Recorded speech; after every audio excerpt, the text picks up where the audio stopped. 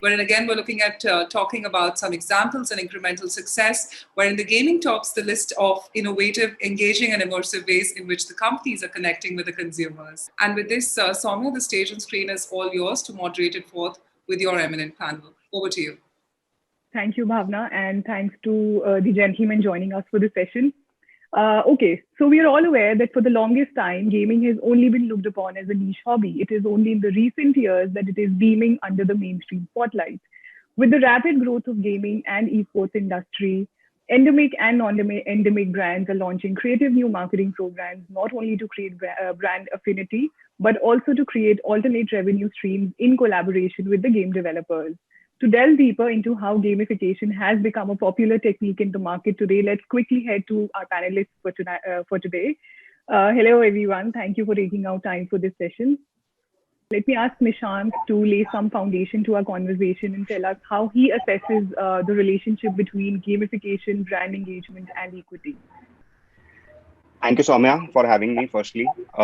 Just to put some points out there. So, today, while we all agree, and I think in the last couple of discussions that I've been part of on this webinar today, realize that, the correct number is that, we have around 470 million people who are gamers. So typically, most advertisers, they don't even know that they are actually targeting gamers already, right?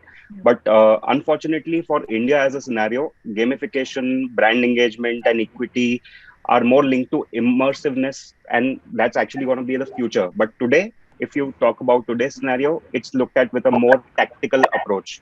However, there are a couple of things and couple of brilliant examples that lead today to believe that gaming is going to go really big. For example, in the metaverse of Roblox, we've recently come across Gucci that actually put out the Gucci Garden example there, and we realized that they are actually selling the same merchandise in the same format that they would otherwise do in Florence in the real world scenario, right? These are actually stepping stones and the ground that these brands are setting today for the future.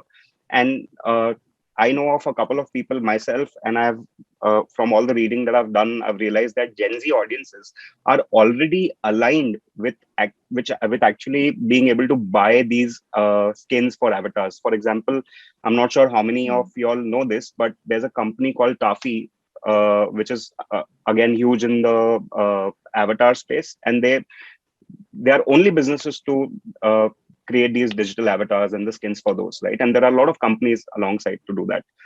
So while today, to last point that I'd like to say on this, while today, one of the most important things that brands do today is tactical, but as we mature and as we speak to a lot of advertisers, we realize that they are now asking for specific curation of titles or specific immersiveness, more brand visibility, integrations, etc., that play a very important role. And my co-panelists, of course, who come from this domain should be able to add more light to this, I feel. So just what Nishant told us, that Gucci is one classic example. Apart from that, Nestle, Starbucks are some of the other classic case studies. I would want to ask you that how marketers are actually utilizing, gaming to fulfill their marketing objectives, and in what ways are they actually partnering with these gaming platforms? So I think Nishant has put the broad things on perspective. And hi, Nishant, I think hey. a long time. Yes. So I think the numbers are pretty much there in terms of, we talked about some 470 million or the people who are already into gaming. And we already know close to 44% of the country's population is actually expected to play gaming by 2022. That's the data points which are coming out right now. And it is really becoming a really big industry for all of us. I think what we need to do as a marketer is really to stay relevant to the trend which is happening. And at least for us, we wanted to really tap into this specific community, because gaming is more like a community thing rather than a one-stop thing, which a lot of people think. And it really gives us a platform wherein you can really go and talk to your real TG, a very targeted audience, which we look at typically, and reach out to them. So I think that's something which we are trying to do. And for us as a mobile maker or a smartphone maker, I think the steps which we've started to take is really create devices in that space only. And one of the things which we have done is probably work on R&D and really have a platform like or launch a technology like Darlink, which actually helps the gamer to take the game to the next level. And so we really think this gaming is not going to be limited to probably tier one, tier two audiences, which I was listening to one of your other panelists in the other discussion. I think it's going to become much more massive. So all the devices which are being created right now, at least from our space, is we are trying to reach out to the tier two, tier three, tier four, and trying to give them that platform because that's what we believe in as a brand. Because the whole brand plays for Infinix is ab rukna nahi. So if you are able to enable and give that platform to people to really come into gaming, which is also going into the professional space, I think we'll be able to do our job pretty much. Very well said, sir. So talking of the bell of the ball here, which is the esports market, Mr. Balakrishnan, my next question is for you. If you could please describe some present day contours of, the state of esports in India, both for mobile and PC platforms. Yeah, thanks, Soumya. See, when we started advertising, so when we launched our first gaming laptop, we are pretty heavily invested in gaming, because we have been the number one PC brand across, 4 years right now in gaming. So when we started, it's just us and few players who used to, be invested in esports and advertising on gaming. But now you see FMCG brands, luxury brands like Gucci, which Nishant touched upon, they're all coming on board to advertise, on esports, on gaming platforms. It really shows the kind of involvement from big corporations and the kind of growth and attention which esports has got. So before, if you look at esports, I mean, your parents would have frowned upon you when you say that, I'm a gamer, right? But these days, the kind of price money which brands are offering, the kind of opportunities you have on making gaming as a career, I think they're huge, right? Some of the price monies are bigger than some Wimbledon, for example. So on international tournaments. So the state of esports, I think in India has a huge potential. If you look at some of the numbers, I mean, just look at the population of youth. I mean, tier one, tier two, tier three, almost 230, 240 million youth in India, and players like Infinix coming with mobile gaming phones, like especially devices based on gaming, right? So I think the whole ecosystem is coming together to ensure that we are catering to that audience, and from our point of view, from a PC brand point of view, more and more people coming to gaming, it's better because PC is usually the second level of gaming, the step up from mobile phone gaming. So more people getting engaged in mobile gaming is good for us as well. But coming back to your question about esports, I think if you look at just the kind of investment which has come on to esports and their startup, venture capitalists have invested around $438 million on esports startups in India. So huge numbers, and players like Tiger and Kalari Capital and all are taking esports startups and esports companies very, very seriously, and they're investing in that, right? So I think the huge the mass of people coming on to gaming. I think the previous panelists also touched upon how the COVID kind of sped up the whole gaming and esports as a hobby. And slowly making it more of a profession when they see more and more tournaments coming in, more prize monies coming in. So it's a holistic growth which we are seeing. Before it was only few brands, but now there is a lot of brands coming together to really grow this ecosystem. I feel that esports is going to be a major sporting event. Forget about like hobby. It's going to be and it's already happening in many cases. It's some of the esports events are televised across many countries, right from on television to YouTube to Twitch. So the popularity, the kind of exposure the players are getting, and we work with a lot of influencers as well, and they are almost as big as celebrities in their own space, right? So I think the whole ecosystem is growing, and the future is really good for esports. Thank you. So, Mr. Rosani, in continuance to what Suraj just told us, why do you think brands are bullish about esports? That's question number one. And why do you think that brands, how do the brands have the opportunity to extract maximum value from the associations as compared to the traditional digital media or casual gaming? Sure. I think my friends already covered why or what is the scope for esports and what kind of coverage the youth is going to have. To add to this, what we also feel that esports is kind of taking over content, especially in the youth and the generation before the youth, or rather the kids. I think they're consuming gaming more than content, and games are usually keeping them more engaged, giving them more control. So how Nishant gave an example of Gucci being placed in one of the brands. It gives a lot more attention to the brand when you are actually a gamer rather than you see an ad on a television. And I think the brands identify that. They realize that your traditional media is going to change into brand placements within the games, and hence I feel it's a great spot to be for them. Right. Mr. Jalia, my next question is for you. So what is your understanding of the PC gamers in India? That's one. And you recently conducted a survey, pan-India survey around the same topic. Would you like to give us some insights or, any elements of surprise that you gathered from that survey? Sure. Thank you, Soumya. Yeah, we did a very comprehensive survey trying to understand, right, what is the next generation PC gamer, right, want? Okay? What is the persona? Okay? What are their challenges, and what is it that they would want to see? Okay?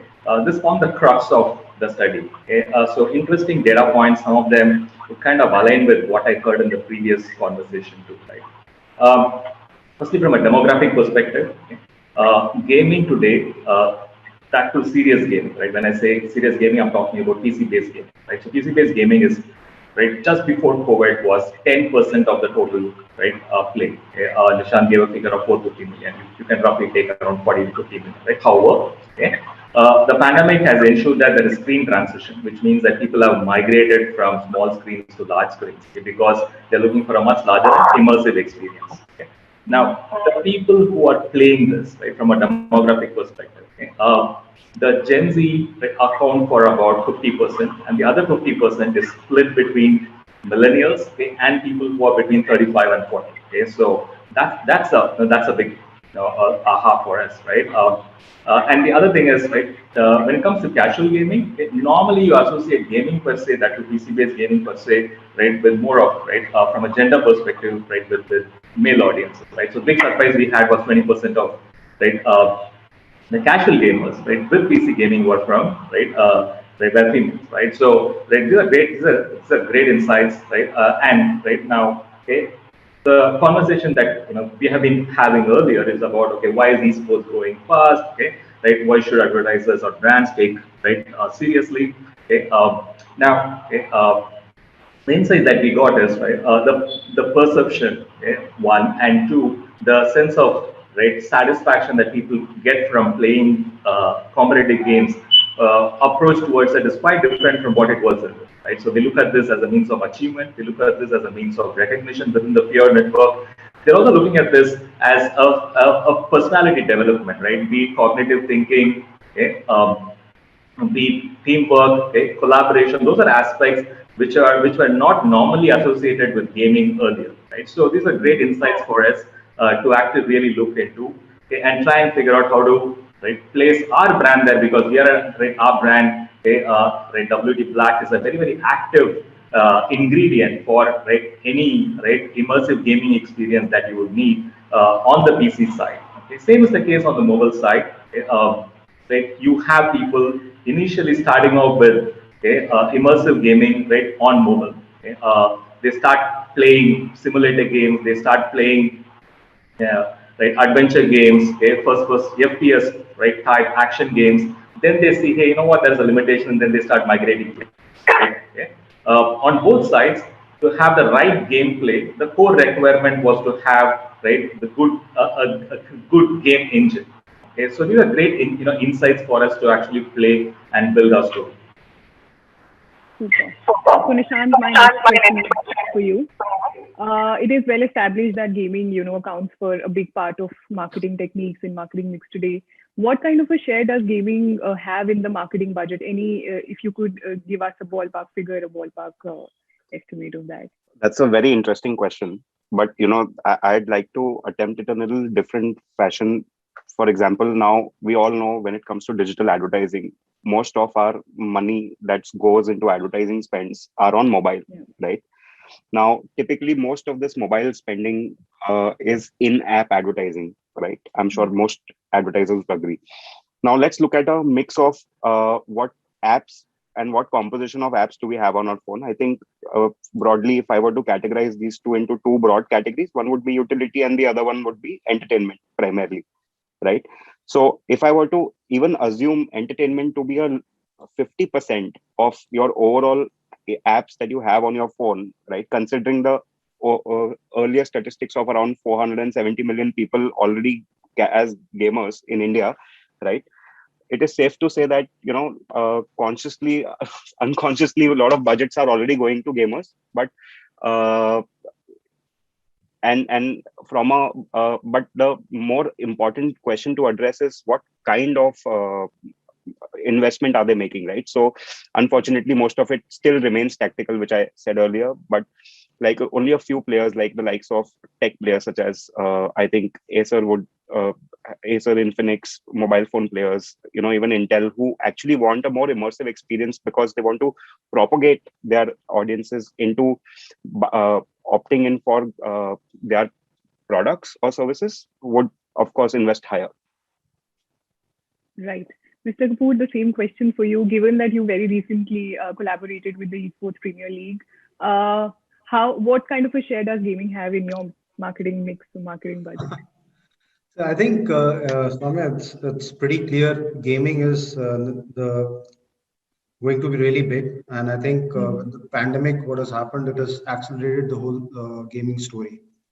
The numbers are very startling, and I'll not talk about what are the percentage of budgets, but I think it's more to do with how do you think gaming, because marketing is only a second part of the whole story. First is to whether you are able to create a product without gaming in the center of things. If you're able to create something which is able to give that immersive experience everybody's talking about, and gamer is able to really enjoy what he's wanting to do with the device, then you're able to really talk to that audience. So I think that's something which we want to really work upon, and that's what we have started to work upon.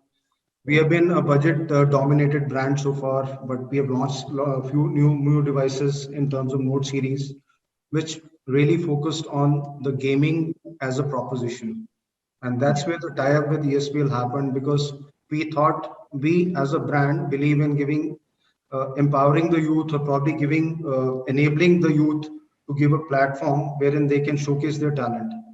And what we are seeing right now is this is actually becoming a new age profession. And I think Suraj touched upon how it is becoming a money spinning thing, or a professional gaming now. And people have moved away from the physical sports to e-gaming.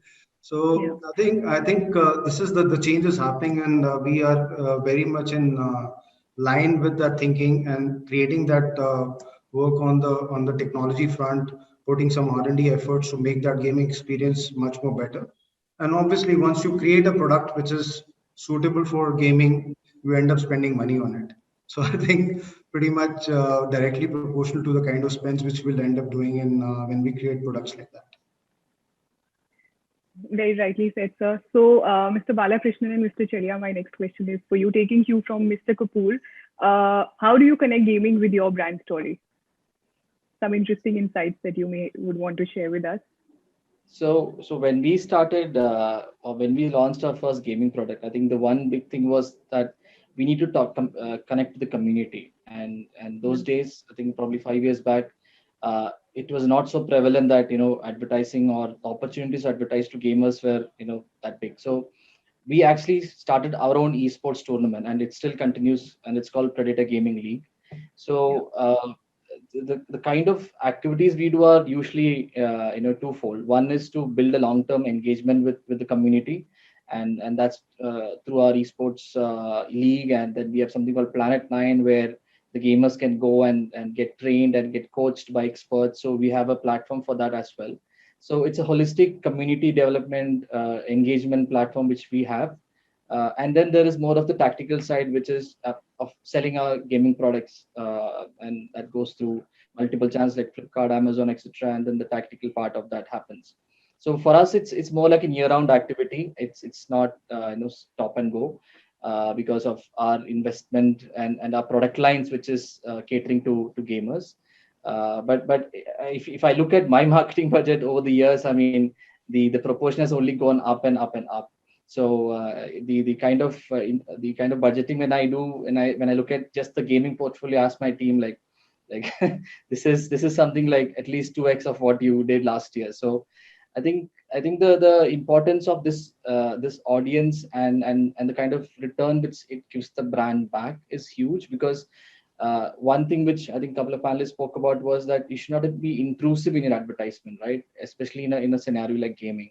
They are there to come and play and have enjoy that time, and intrusive advertisement usually backfires on the brand. So it's more about integration, and it's more of subtle advertising and more of long term stay on the game, to say, so that we are able to connect to this audience. And many of these audience, they have their own niche and they have their own cult and all of that. So they talk a different language.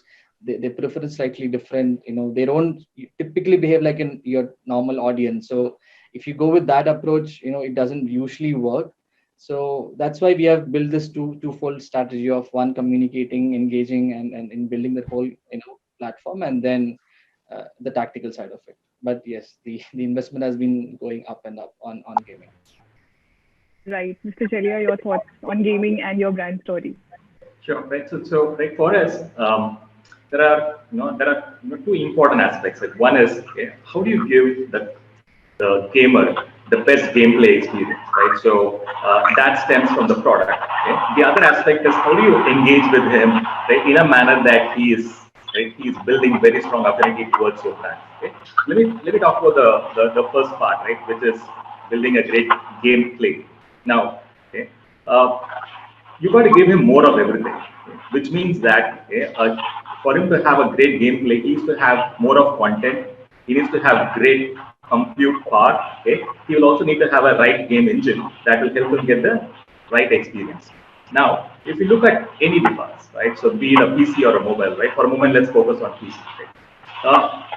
The place where the challenge comes when it comes to having a great gameplay is this ability to actually derive the right amount of data for his PC to give him an experience which has no stuttering, no lagging, okay? And also he's able to quickly move from one game level to another, right? So when I move from one game level to another, means that that makes a difference between win or loss. Okay, so we have a product portfolio, right, through our WD Black SSDs, okay, which provide that level of experience to a consumer if he's trying to build his own gaming unit. Okay, so that's one very important aspect. The other important aspect is for him to manage his gaming library. Okay? So in India, right, 2 out of 5 gamers actually delete their games because they don't have a proper library to manage it. Okay?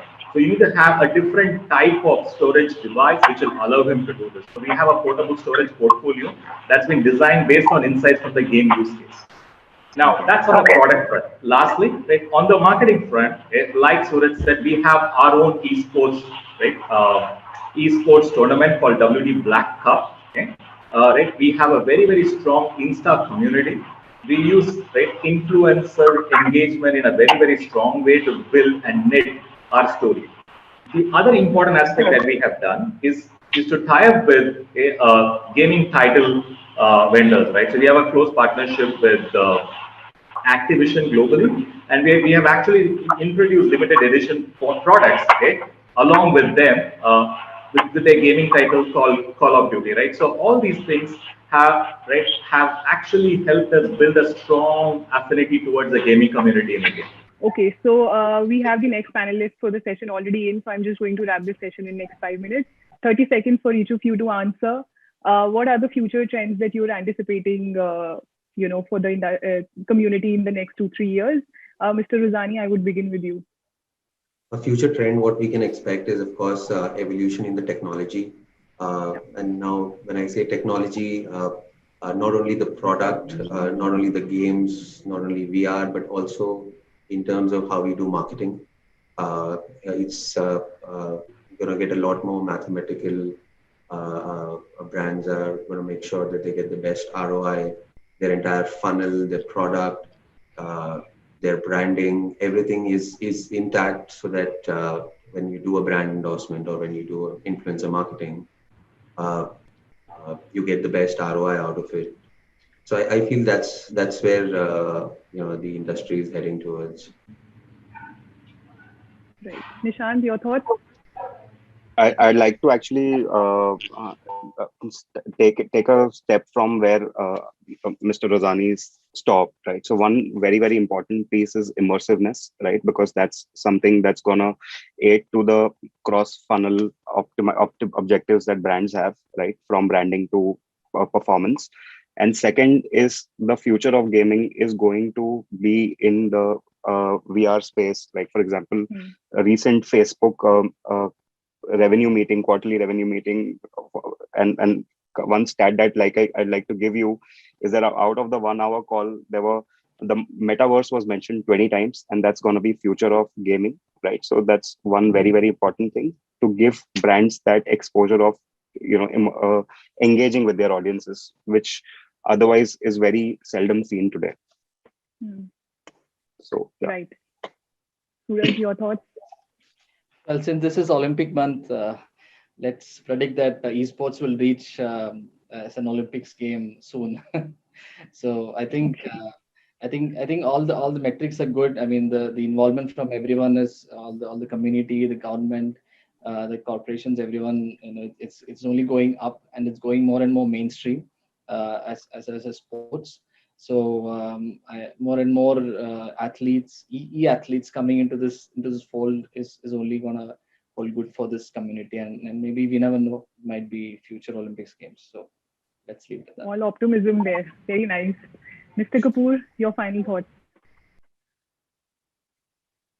Yeah, so I think taking a cue from what the gentlemen have said, I think Olympics of e-gaming, yes, definitely we're going to see more of it. And if the pandemic continues to hit us like this, I think the pace will probably go much more faster than what we have seen so far. So I think very, very interesting times, because I think we'll see more and more concentrated products coming from people like us, wherein the focus would be on the immersiveness, overall experience of gaming, and how really people would like to use that device. So all those things would definitely take a bigger leap from here on. That's the belief, because you're really seeing a very, very direct TG sitting there who's there to be lapped on upon by giving the right kind of products and experience. So I think great times for all of us going forward. Right. Mr. Chelia. Yeah, 2 points very quickly. One, I firmly believe that 5G will revolutionize esports. Okay? The big joke right now is in the bandwidth. Okay? So once that is in place, it will revolutionize esports. Esports will become a mainstream profession for youngsters to take up, and we'll have a very, very strong and vibrant game development ecosystem in India. Right? So that's one. The other part is, as a marketer, to me, it's going to be a brilliant play, because when you do gamified advertising, gamified engagement, right? So the retention levels of your messaging is very, very high, right? So Edgar and Dale study says 90% is retained when you actually act and do, right? And these are not new things, right? Like, these are things which we already have done in the offline space, right? So anything that you do in a mall, you do a gamified thing, and now you're doing it in the digital space, right? This is great news for marketers to ensure that their brand stories communicate very effectively in a gaming manner. Yeah, thank you. Right. Thank you so much, gentlemen, for joining us today and taking out time for this session. My key takeaways quickly: a holistic growth in the industry and increased ROI, increased brand affinity, increased immersive experiences are some of, and of course, increase in the investments in the sector are some of the broad takeaways from this session. I hope the audiences will have their takeaways as well. Thank you so much.